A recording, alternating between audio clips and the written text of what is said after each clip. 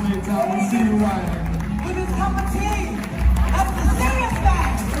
Next up, joining Ryan on the stage, he plays a character that is not referred to as a general or a king, but a cool tan. Please make welcome Tenoch Huerta Medea as he comes on out here. There we go. I honestly thought you were going to fly on here. I'm a little disappointed, I'm not going to lie. Welcome.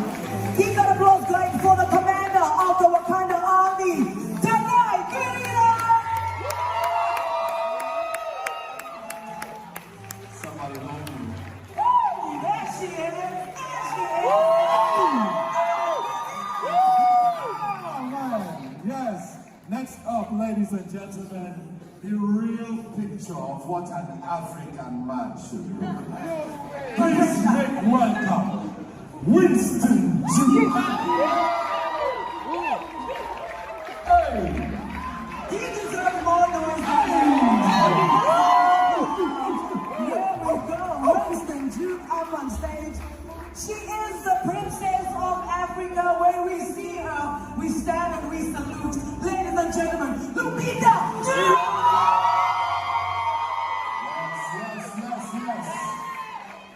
We're so proud of her because truly, in the recent times especially, she's one of those who is showing them who we are. Please put your hands together for her.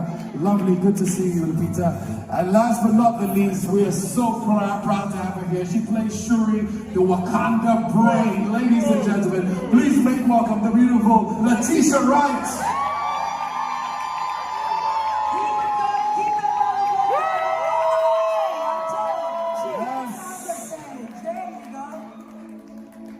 I think I told you this, Ike. Yes, it was whose birthday? It was Danai's birthday. It was Danai's birthday, around Valentine's Day, right? Thursday, baby. Yes, and then we sang happy birthday for her in South Africa. What I like about her birthday, she says that because it's on Valentine's Day, someone is always going to take her out for dinner. Oh, okay. Okay, right? But then last week we had another birthday, didn't we? Yes. On the 31st of October? On Halloween? Letitia, was it your birthday? Yes, it was. I think it's only fair. 1 week late, but since you're here in Lagos, any reason for a party is great. Ladies and gentlemen, on the count of 3, happy birthday. 1, 2, 3. Happy birthday to you. 1 week after, birthday to you. We love you, Letitia. Happy birthday, dear Letitia. Happy birthday to you. Yeah, so it was a lot of pressure for sure, but it was a little different from the first time. The first time we were working, and all of the pressure was internal, I would say, because people didn't really know what to expect.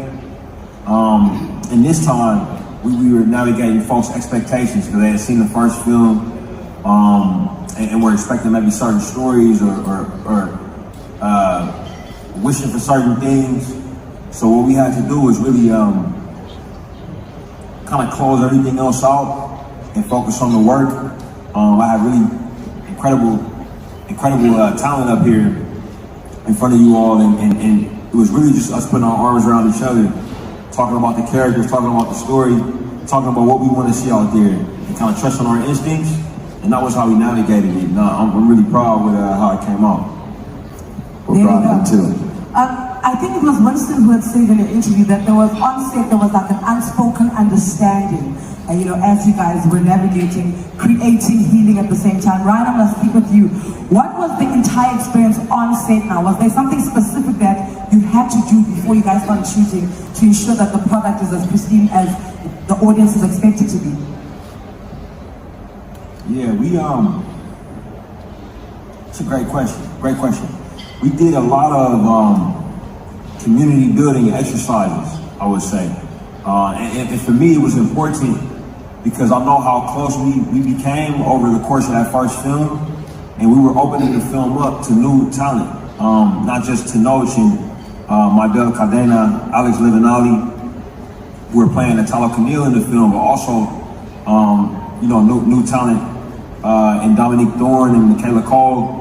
And I wanted to make sure everybody felt, like a family. So we did quite a few things together.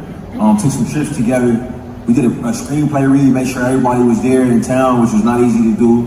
And I think that the cast that was already a part of the film, they were just great leaders in terms of bringing folks in, making sure they felt like they were a part of the team, going to the stunt practices together. We would go to the water tank together. So it was a real family environment. And I'm really happy that we were able to replicate that after we did the first one. You know, let me speak to one of the new members of the family, Tenoch.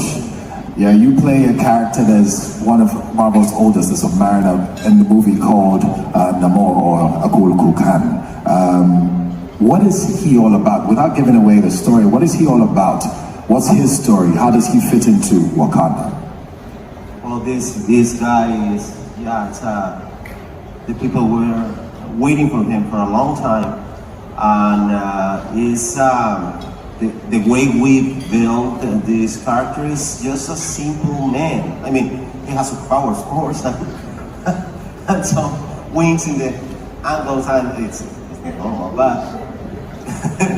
but it's a simple man. You know, it's a guy who is trying to protect his family, to protect his kingdom, his cultural heritage, you know, everything that is the most important thing for him.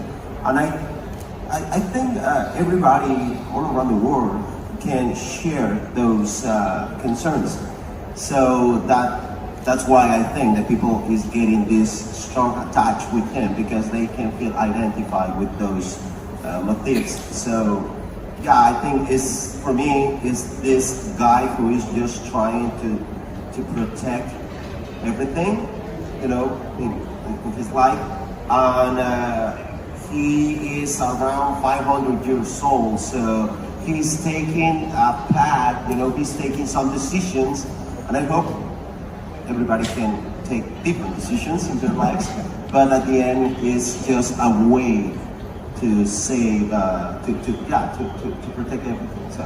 Just to follow up on that, many of the cast are returning to the set, but this is your first time in the set. What was your experience like with the entire production?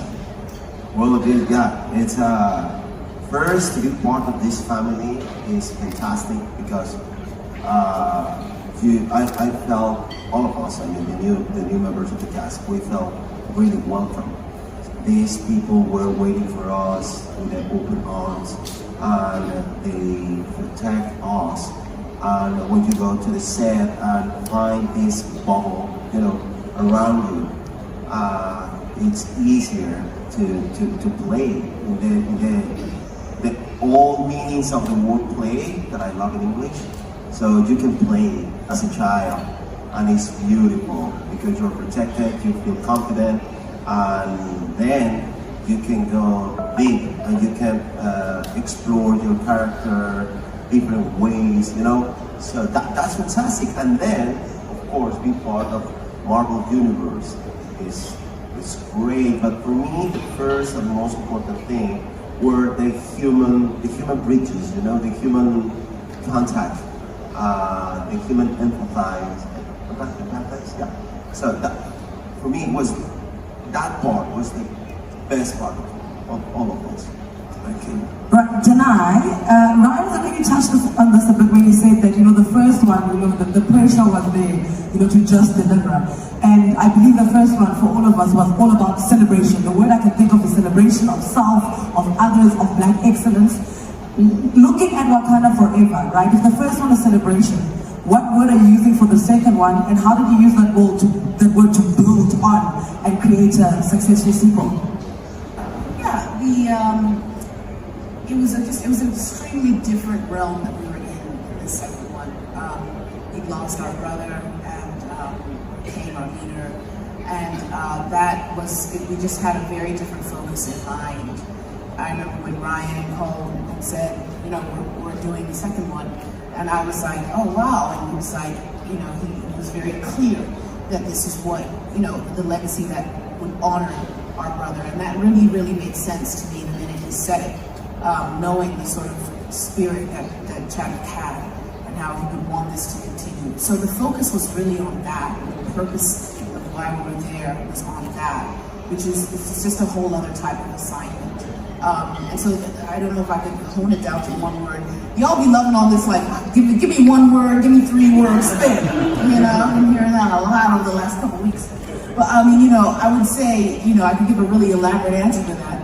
Because, you know, there's so much that this movie and this world, Wakanda, just sort of envelops and entails that it is hard. It's hard to bring it to one word. But I think this film has a very, very powerful journey in it, with grief and loss, but also with healing and hope. And somehow, in the midst of all of that, I'm amazed to see how, you know, Ryan managed, and you know, with us as his, you know, performers, there was a way that it still is very full and very entertaining, and it's full of it's like a full meal, you know. And I think that it's something that people also truly at the core of it, they'll feel our love and our honoring of our brother, and for us that's at the very, very core of what it used to be. I'm gonna stick with Danai for a second. Danai, after the first one, what was you have roots in Africa and connections to Africa? What was the reaction from your world, locally and globally? What was the reverberation from the first Black Panther like for you? It was incredible. I was within the course of that year, 2018. I was here. I was in South Africa, I was in Zimbabwe, and it was really cool. I mean, I remember I was in the eastern region of this nation at a random hotel, and a man, an Oga, you know, he was probably around 70 or so, and I was just walking through, and I was with Lupita, and Lupita was like, cover your head. If people see your head, they're gonna know. I'm like, just cover up your bald head. And I had it that day, and he just shouted out to me, General!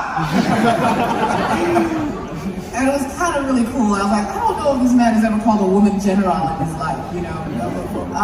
So that was cool. You just felt right there like, wow, this is like, you're seeing how far that this movie has gone. It was like amongst so many different ages, so many different folks. Zimbabwe, of course, was very excited with it, loved it. You know, South Africa was very, very excited by it. We were at a school, I went to a school there, and they really felt like an esteem boost, which I found really powerful, because we are doing such amazing things on the continent all the time, but it doesn't get reflected. And what I love about Wakanda, and I think what it did for us as a continent, was it just reflected us to the world in a way that we just don't get to be seen on this type of a platform. People say, oh, Wakanda inspired Africa. I was like, no, Africa inspired Wakanda. That's it right there, yes! So, you know, that's something I see people experiencing and receiving and knowing when I went around the continent. It was very exciting. I'm gonna come to Winston, and off the back end of Danai's answer there, where everybody's, you know, call you General. I think outside of the chant Wakanda Forever and General, Winston, people were barking at you for a good 4 years now, my friend. You must be like, just please can I have my meal? Can we not bark? So coming now into, you know, Wakanda Forever, you know, going into it, what were you expecting? And what did you want your growth to reflect from the first movie to the second one? Oh, that's a great question. I think really early on, I knew that nothing could be like Black Panther. Nothing. It was the moment I saw at the Los Angeles premiere when Chadwick walked out of the car and his friend, who was a drummer in the movie, Jabari, got out of the car ahead of him and started playing the drums and set the stage for him to walk the carpet. And then the Dora Milaje came around him and just walked with him, and I saw royalty, you know, majesty, and it was this beautiful marriage of performance and reality at the same time. And I said, that's not something that we get to see taken seriously. It's not a presence that we get to see and the reflection that we get to see taken seriously. It's always been in some sort of, you know, just You know, it's always a bit of a joke in some way. And this was taken seriously, and I said, wow, this is really, really big. Nothing else can be like this. So immediately I started just divorcing myself from this idea that anything could be like Wakanda, like that anything could be like Black Panther, really early. And I said, number 2 has to be its own thing. So even back then I was saying, you guys really need to taper your expectations for a second movie, because nothing could be like this. This is a first time, and nothing can be like a first time. Nothing can create a first impression ever again. So I walked into this being ready to have its own experience, ready to have a new experience. And unfortunately, reality had set that stage for us, that we couldn't even come close to having the same experience because we lost Chadwick. And we were all really hurt, and we still are, very confused. I feel like the grief around losing people important to you is just, it's very confusing. It's confusing why it happens, what it means. And you know, you're left with asking questions like, what's the point? And a lot of times, death especially doesn't feel like it has a point. Like, that doesn't feel like there's any point to death, but what there is a point to is life. And Chadwick showed us what his point was. Chadwick showed us what his life meant. You know, the meaning wasn't in the death, the meaning has always been in the life. And we discovered that as we went along. And we're doing the same thing here. We're showing what this means, and that's Wakanda Forever. And we went in and discovered that. That was the major departure from number 1, was just discovering that every single moment that we have, that we're in front of you all, is the meaning that we're giving you for what our life means, what the life of our friend that we lost meant, and so on. I'm going to tell you, we got to watch a movie last week sometime in a pre-screening with a small group of people, and it's a journey, you know, it's a real journey going up and down through different emotions. And you bring quite some color and relief in the midst of, you know, all of that. You're feeling it, everybody's feeling the loss of Chadwick, feeling the loss of King T'Challa, and then your character walks in. It kind of just throws everybody back into happiness, and you know, he brings some comic relief to it. Tell me about that magic. How does that magic happen? You know, how do you guys create that magic on set? How do you do it? I mean, not the craft of acting, but each character has something it brings to it. How do you do that on set? Where does it come from? You know, I think that's one thing that comes right off the bat from Ryan Coogler and the space that he creates for everyone to participate.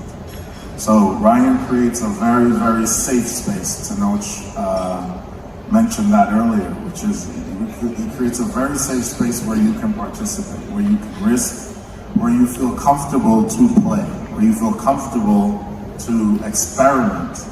And I think that's the first level of all that, is feeling like you're free enough to do something that sometimes feels counterintuitive in moments of deep grief and heaviness, because it felt very heavy at times, most days. And then the script has all the room, you know, for really great humor, because I've always looked at humor as, you know, taking extremely serious situations and then turning them slightly, you know, and Ryan leaves all the room, you know. I'm like, is it okay if I do this, you know? And, you know, he always makes the final call on what makes it in and what doesn't. She starts saying how she is the best warrior in Wakanda. There's no one else that could. Hey, sure. Yes. Small woman. But, yeah. it's just one of those really beautiful work environments where you can just be yourself and everyone knows that you're contributing for the betterment of the final process and of the whole picture. So it's just, that's that. Lupita, it's been a few years since we've seen Nakia. That's a long time in the life of a warrior, you know, and we don't know what to expect, you know, it's going into the movie from Nakia, you know. Every character, and I think Ryan must have done a brilliant job with this, is kind of revealed in moments in the movie. And what are we going to get, without giving away the story, from Nakia after such a long time? You know, it's hard to talk about Nakia in this film without giving it away. But what I'd say is that the last 5 years of Nakia's life have been eventful. She's lost the love of her life, so you can imagine that has had an effect on her. And in this film, we experience different stages of grief. And the characters are dealing with the loss of T'Challa in different ways. And Nakia is definitely no exception. But we find her at a place where she's matured and her priorities have shifted and sharpened. But she is still the one you want to call in your hour of need. I don't like that. Oh yeah, that's brilliant. Letitia, the first time around with Black Panther, when you got the call, you were on a bus to tell you that your life is about to change. I want to know, second time around, where were you when you got the call from Ryan saying, hey girl, we're going in again? I was in New Mexico shooting a movie, and yeah, it was like around November, I think, and yeah, I was just waiting to see like the ways in which Ryan, how he was feeling about moving forward, because it's, as you can imagine, really sensitive. I couldn't really see a way out. I was kind of like stuck, because I was just like, I don't know how to do this without my brother, so it just felt like I didn't have any clue what we would do. So then, you know, I had a beautiful, gentle discussion with Ryan, and, you know, I was just really impressed at his leadership and the balance, you know, that and just the courage that he portrayed and how he expressed himself with just really clarity and just vision and just purpose. And I was kind of like taken back by that, because we were all a little bit shaken still. But bro, you know, Ryan has a beautiful way of, you know, just containing it and still being a leader. You know, and we are all so grateful to him. So he explained it to me, and I was honored to be back and honored for the opportunity to represent and to honor my brother. Ladies and gentlemen, round of applause for the cast of Wakanda Forever, please.